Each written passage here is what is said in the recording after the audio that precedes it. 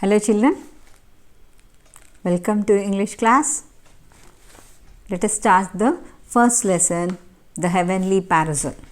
I think you have opened your textbooks, so you can open page number 1. The heavenly parasol lesson is based upon history. Okay, there was a king called Meghavahana. So we will learn some of the good characteristics. He was a noble king, and what happened in his life and how he was blessed, and not only that, how he was tested by God and how he was successfully came out of his test. That and all we will see in this lesson. Very interesting lesson. Let us start the lesson. So first paragraph. There was once a beautiful princess in the town of Pragjyotisha called Amritprabha. When she came of age, the king held a Swayamvara to enable her to choose her husband. Many illustrious suitors, lured by tales of Amritprabha's beauty, assembled there. So they say, this first paragraph, I think you got already this paragraph. So here it is very clear that there was a beautiful princess. Her name is Amritprabha. Where she was staying, the town called Pragjyotisha. When she came to her marriage age, her father, king, he held a Swayamvara. Swayamvara means the girl can choose her husband. The kings in ancient days, it used to happen, right? You might have heard about this. Like in Ramayana also, Sita will get married with Ram, right? In the Swayamvara itself. So same thing happened. You can imagine Rama as Meghavahana and Amritprabha. So she was as Sita. Same thing happened here. So that is the Swayamvara. They have arranged there, the king, the father of Amritprabha, he arranged there, and so many people, they came to get married with Amritprabha because they heard about her beauty. She was very beautiful. So they wanted to get married with Amritprabha. Let us see what happened, how Meghavahana will get married Amritprabha. Second paragraph, among them was Meghavahana. As I told you, so many kings, so many princes came from the different places, and also among them Meghavahana was also there.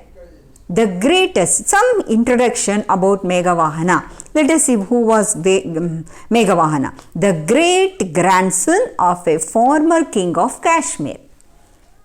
Okay, great grandson of whom? Former king, not the current king, but former king of Kashmir. So Amritprabha shyly cast her eyes over the court. So she entered the court where all the people were sitting and who were eagerly waiting for Swayamvara. So they could and wondered whom she would choose. She was in confused. So many princes were there. She was in confused to whom she can choose. So at that time, to Meghavahana's surprise, the princess stopped before him and put the garland around his neck. She has chosen Meghavahana as her husband. Meghavahana got surprised. He couldn't imagine that the great beautiful princess has chosen Meghavahana as her husband. So here, he rose to his feet, unable to contain his joy. He couldn't control his joy. That much overjoyed he was. Let us see what happened. Now both got married, right? The couple, beautiful couple. They moved forward. The couple moved forward to seek the blessings of king. King's blessing. They wanted to take the blessings of king, right? Who is king here? Amritprabha's father. The father-in-law of Meghavahana. So the couple, as they got married, they were moving forward where king used to sit. King will be enthroned in the little bit highest throne, right? So like that they were moving forward to take the blessings. As the king stepped down from his throne, king also wanted to bless the couple, newly married couple. So he is also coming down from his throne. And the priest, that thing, when this man, the king, is coming down to bless the newly wedded couple, the priest was there. So he cried out in surprise. Why? Your honor, the parasol of Varuna has cast its shadow over the prince. So here such an amazing thing happened here. What is that? Parasol of Varuna. Actually, what is this parasol? Parasol is nothing but it is like an umbrella. In olden days, so you might have seen when the chariots, the kings or princes chariots come over the top of the chariot, you can see such an umbrella shaped thing will be there so that they can have the shade. Okay, so they cannot be exposed to the sunshade. So it is like an umbrella. Parasol means it is like an umbrella. Who's were parasol here? Varuna. Varuna means here later we can come to know who is this Varuna. So honor, your honor, the parasol of Varuna has cast its shadow over prince, over Meghavahana. This Varuna's parasol is casting the shadow. And it is true, exclaimed the king. King also there, no? King is coming down to bless the newly wedded couple. At that time, even king also saw that parasol. He was exclaiming, oh, it is true, yes. My son, you are favored by the gods. He was so happy because his son-in-law was favored by gods. Meghavahana, he didn't see that and all. Suddenly he looked up and he was also surprised. Meghavahana looked up in surprise, wondering at the meaning of these words. He couldn't understand what's happening there. Varuna, so he has casted his parasol over Meghavahana, so everyone could see that parasol. And even Meghavahana also surprised, and he was also looking up, wondering at the meaning of these words. All at once he saw by his side a beautiful dazzling white parasol. What parasol? What color it is? White and beautiful it was, with exquisite decorations that was casting its shadow over him. It has specially decorated that parasol. That parasol was fully decorated and it was giving special beauty also. And this is the parasol of Varuna, the Lord of Seas. You can underline that statement. Who is this Varuna here? Lord of Seas. Underline. Good. Remember that. This is the parasol of Varuna. Varuna here refers to Lord of Seas. Exclaimed the king. Who told this sentence? King. King is giving little bit explanation about Varuna. It casts. On whom Varuna's parasol will be casted? Though, let us see. The king is giving the remaining part. He is explaining about that, the meaning. It casts. What casts? The Varuna's parasol casts its shadow on none else but a sovereign of the whole world, who will be great, who got the favor, who will be noble, who will be declared as noble, on whom, on those people, it's only Varuna's parasol will cast its shadow. You are destined for glory and brilliance. So king is exclaiming this about the Varuna's parasol. Because Meghavahana was favored by all gods. That is the speciality of Meghavahana. Why? Because he was very noble person, noble king. After then the coming paragraph, we'll come to know how he became noble. How can we say that Meghavahana was a noble king? What type of special characteristics are there? Then 7th paragraph, if you see, dazed by these portents and by his good fortune, Meghavahana brought his bride and the divine parasol back home. So it blessed the Varuna's parasol has come and blessed the new couple, and after that It has been taken away by Varuna. Upon his return, so that marriage incident happened, over, that function and all over, Swayamvara event over. Next, after that, what happened now? Meghavahana. Who is Meghavahana? Great grandson of King of Kashmir, right? Amritaprabha. Now she became wife of Meghavahana. Okay. Next, let us see. Starting 8th paragraph. Upon his return, the ministers of the Kashmir court sought him out and offered the throne to him. When he came back to his place, the ministers of Kashmir court, in the Kashmir court, they have the palace, right? In that court, all the ministers, they were offering the throne of Kashmir to be seated by Meghavahana. And they began to say about this. And we are dissatisfied with our present ruler. They are not satisfied with their present ruler. Maybe he was not ruling the country properly. Okay, let us see why he was not ruling and what was his problem and what he was doing. They said, let us see, he has devoted himself to a life of prayer and the affairs of kingdom lie neglected. So all the time the king of current ruler of Kashmir, what he was doing, he has devoted himself to a life of prayer. Always he will be praying to God. Most of the time was spent by king only in prayers. And the kingdom matters and all, they left neglected. They lie neglected. No one was there to take care of the kingdom. The people suffer. The people, they will be having so many problems, right? So they will come to the throne of the king, but king will not be there. Always he will be praying. And they couldn't solve their problems. No one was there to take care of them and to solve their problem. That's why the ministers of Kashmir court, they offered throne to King Meghavahana. Then the people suffer because of this. Your noble character and bravery are well known in these parts. Honor us and the land by accepting our offer. So they requested him, Meghavahana, to be their king. Meghavahana also interested, so he became the king of Kashmir. Now who is the king of Kashmir? Meghavahana. Soon he proclaimed, as soon as he became the king of Kashmir, what he did? He proclaimed a law. He declared a law. What is that law? The law against the killing of living beings.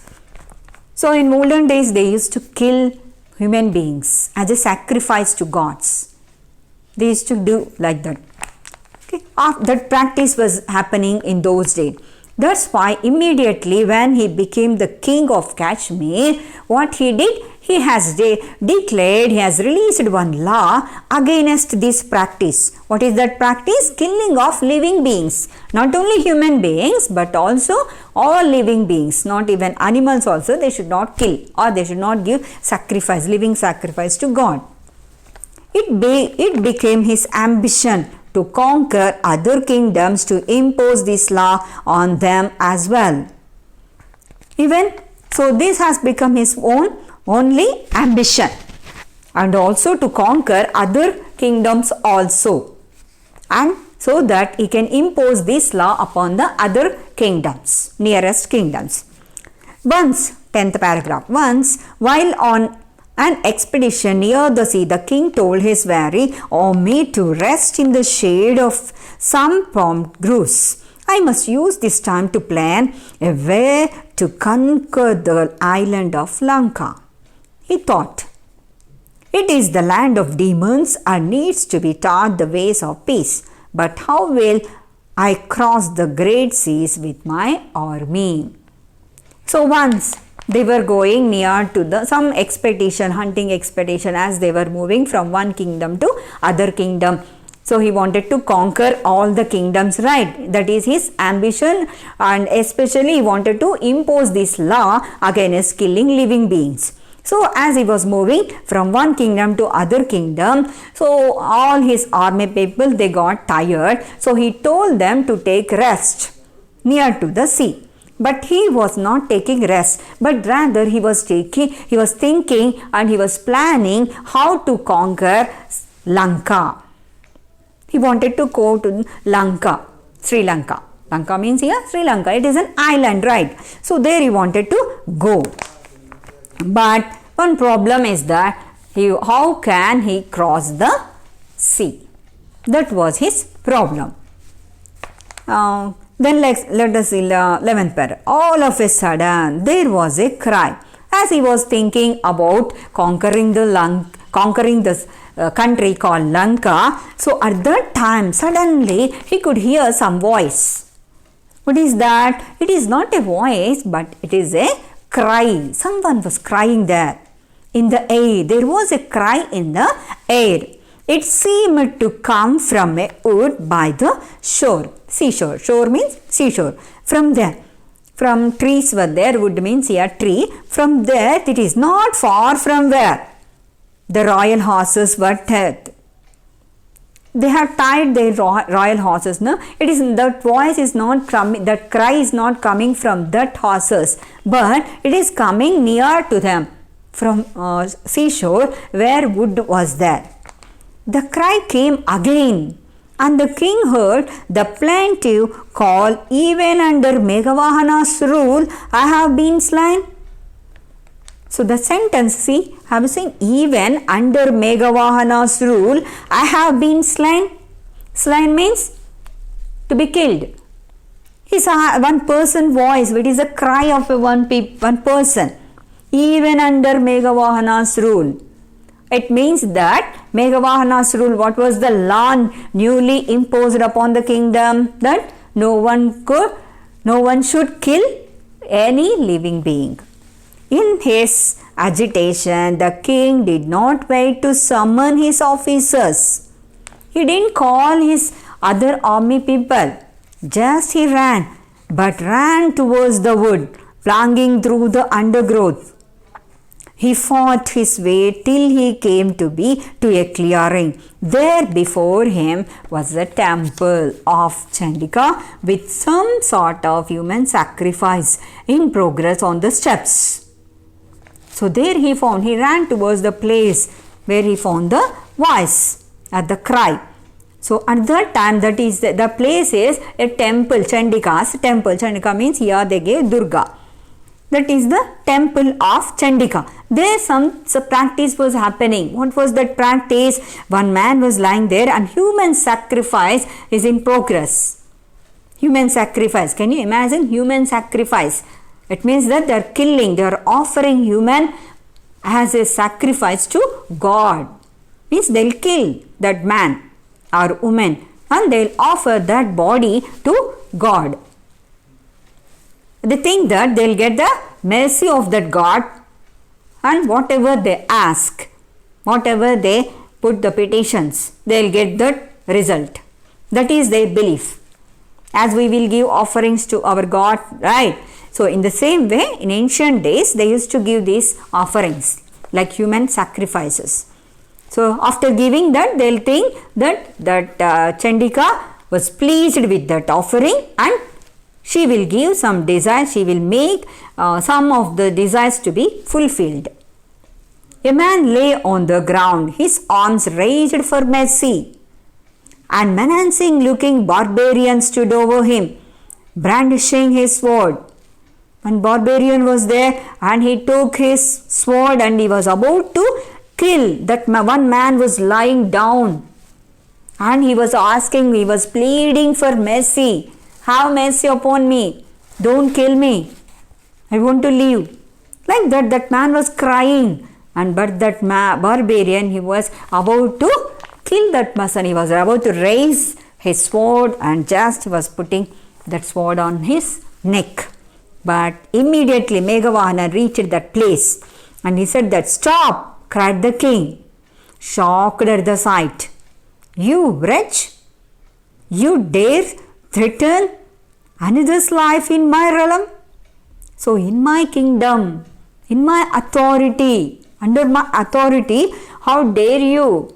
I have already imposed a law against killing human beings or living beings. How dare you? He began to shout at him. The barbarian dropped his sword in terror. He got scared because he's king, right? Meghavahana was king. So immediately the barbarian, he dropped his sword in terror. He was so scared and fell on his knees before the king. See how he is. Immediately he's changed his position. He began to he bowed before the king and he was asked, telling something. Oh noble one, have mercy. Till then, that man who was lying as a human sacrifice, that man was crying for mercy. At that time he didn't give. Now he himself was asking, he himself was pleading for mercy. Oh noble one, have mercy. I am the leader of a troop of barbarians that live in this wood. My little son had fallen prey to some disease and is on his deathbed. So that is the barbarian's problem. What is that? His son, little son, was not feeling well. He got disease, a deadly disease. He was about to die. That is his problem. And he had belief. Who had belief? Barbarian had belief. What is that belief? Let us see. If I kill this man, see what type of belief he has. If I kill this man, the gods will be pleased. If I kill this man, the gods will be pleased. Means they want that human being as a sacrifice. Human sacrifice. They were asking that Chandika, according to this lesson, Chandika is accepting human sacrifice. If I kill this man, the gods will be pleased and save my son's life. After that, his son's life will be saved. That is his desire. That is his belief. And if you prevent this sacrifice, my son dies. If I can't offer, if you came and prevent, if you stop this sacrifice, I will lose my son. That is his cry. So he is asking, oh noble one, have mercy. My son dies and the rest of my troop will give up their lives with him. Remaining people, the rest of my troop people, they will also die. Okay. Next, let us see whether Meghavahana will give mercy, will show mercy, or something else happen. Let us see. 14th paragraph. The king glanced towards a bundle on the temple porch and presumed it to be the sacrificed boy. His heart was torn with confusion and compassion. He took that boy was there, and the man who was lying there, he looked at him. Oh, he was in confuse. How can he save the people? Some human sacrifice to be happened there. That was their belief. He was in confusion. One side he had compassion. Okay. Then this man whom you desire to protect, continued the barbarian, was wandering about alone and friendless in the forest. Is he of more value to you than this child with whom many persons are connected? See, he is giving the comparison between the man who was lying on the floor to be sacrificed to God and his son. One side his son is telling that the man who was about to be killed, that man is worthless. He had no friends at all, just he was wandering in the forest alone. But a barbarian is claiming that his son's life is more worthy than that man, because his son's life is connected to his entire troop.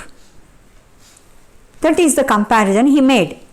So, according to barbarian, that man's life is it is not at all having value when compared to his son's life. 16th paragraph. The victim sat crying on the ground. The victim means what? the man who was about to be killed. A look of terror on his face. You can imagine, right, the condition of that man. Tears fell from the barbarian's eyes. One side barbarian is crying. Sir, tell me what to do. He cried, I can't see my son suffer this way. Even we can understand the heart of a father. The king spoke firmly. Do not be distressed. The king is encouraging barbarian. How he said, do not be distressed. I will save your son as well as this victim. I will save you both. Your son as well as that man also, the victim also. I offer, see a great wonderful statement he made. I offer my body in sacrifice to Chandika. That is the real king heart, right? Who wanted to save his people. On behalf of people, his people, the king is ready to give his own life as sacrifice. So we have to appreciate the heart of King Meghavahana. That's why he got the favor of all gods. And kill me, O barbarian. May these two persons live. So he wanted to offer his own body in sacrifice to Chandika. Let us see whether Meghavahana will give his body as sacrifice or not. 18th paragraph. The barbarian, struggling between incredulity and fear, took a step backwards. Sir, you are the king. Your life should be protected at all times. Do not pity this victim. Let him die. His life is of no significance. See how simply, how easily he is telling about the other person's life. So cruel, right? For his sake, in his view, only his son's life to be saved, not the other person. That is the heart of barbarian. So cruel, right?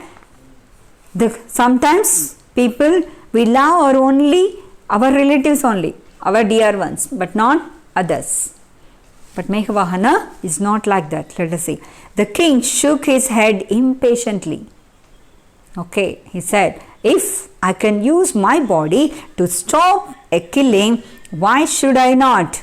Do not speak another word. Kill me. Okay, he wanted to he had decided to save the both people, the barbarian son as well as the victim.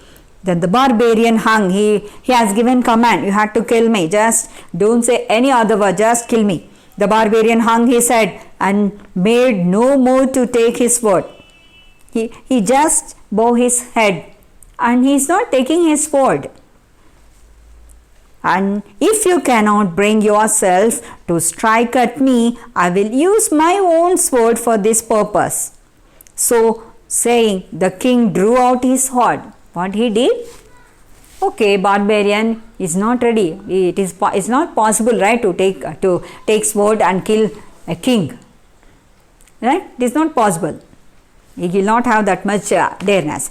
So he couldn't take the sword. So what Meghavahana did? He told that if you are not killing me, I will take my own sword and I'll kill myself. Then let us see last page number 4. The barbarian and the victim watched in horror. Who was there? Barbarian was there and also victim. Both were watching. They were so tense and also they were scared of this incident. As Meghavahana was about to strike himself, his head was covered with divine flowers of exquisite color and perfume, and someone held back his arm. A great wonderful thing happened. Unexpected good thing happened. What is that? So even Meghavahana wouldn't even understand what happened.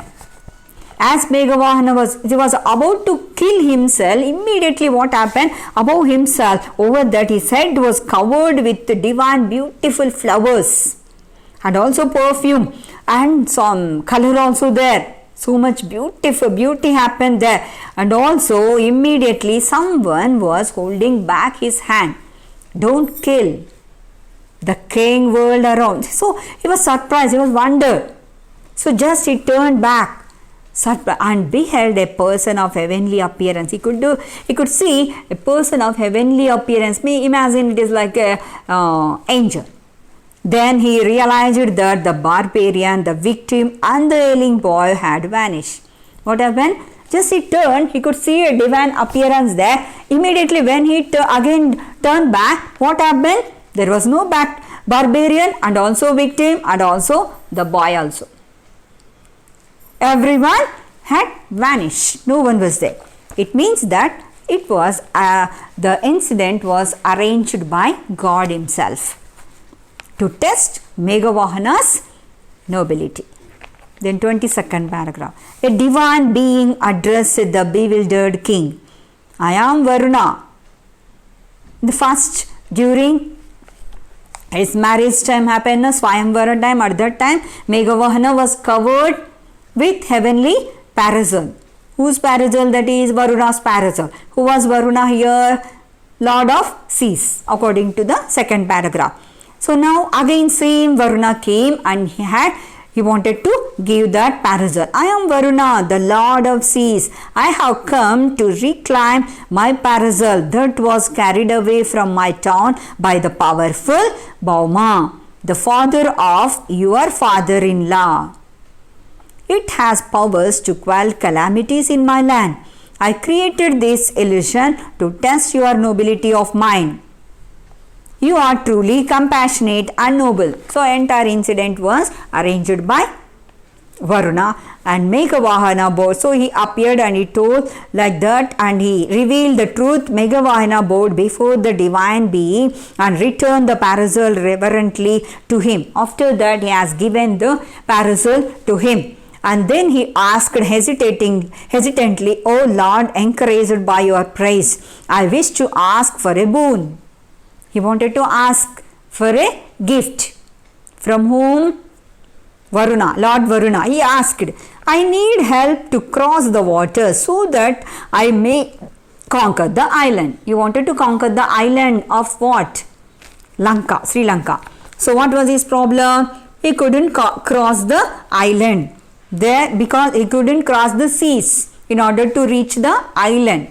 That island is full of demons. And he wanted to impose his law upon that island also. What was his law? Not to kill living beings. That was his law. So he wanted to conquer so many kingdoms. So among those, he wanted to conquer even island, that island Lanka also. So in order to cross that sea, so he need a wish. What is that? He wanted to ask a boon. Boon means gift. Varuna smiled. So be it. He gave. What is that? When you desire to cross the ocean, I will pull away the water. So he was the Lord of seas, right? So maybe he had the authority over the sea. That's why he Meghavahana. So he asked this gift. What is that gift? How he has given? Whenever you go to near to the sea and if you want to cross that sea, immediately I will cast out that water. Cast away the water so that you can walk and you can cross the sea and you can reach the island Lanka so safely. Okay, and you can even conquer that. Then immediately he disappeared with the parasol. Parasol also disappeared along with Varuna. The following day, the next day, what happened? Meghavahana assembled his troops on the shore. Okay, he assembled. He called all the troop members and everyone were gathered there. The water swelled and crashed on the sand and the soldiers trembled at its might. Meghavahana rode forward and plunged into the foaming ocean. All at once the waters parted, and the king, smiling at his troops' astonishment, beckoned them to follow him. In this wondrous manner, Meghavahana reached Lanka and won over its king Vibhishana in the form of friendship. So Vibhishana was the king of that place called Lanka. Meghavahana and all his troop members, they could able to cross the rivers by getting the gift given by Varuna. So as soon as they reached the seashore, immediately what happened? The sea began to part. Means sea opened.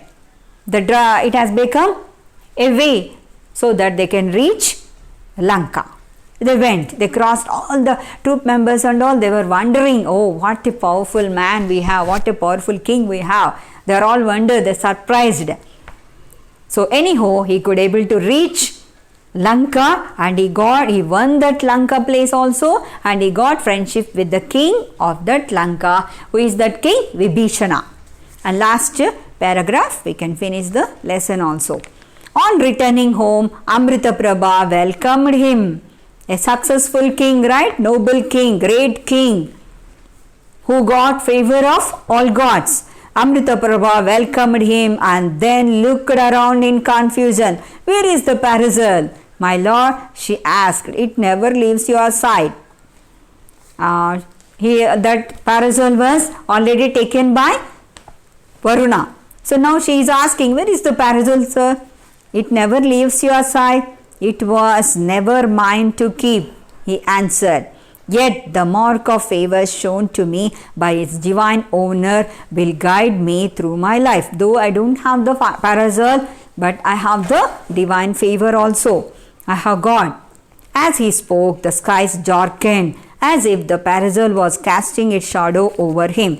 He went from his heavenly abode. Abode means his home. So from heaven also, he could see suddenly it has become darkened, and it symbolizes that again the parasol could give shadow over this great king. So that incident even Varuna has arranged to test the nobility of Meghavahana, and he became successful, and even he could able to get the gift from Varuna, and also he could able to win the island which he wanted to win, and also he could able to impose the law against killing living beings. Thank you. If you have any doubts, you can send me a message box. Thank you.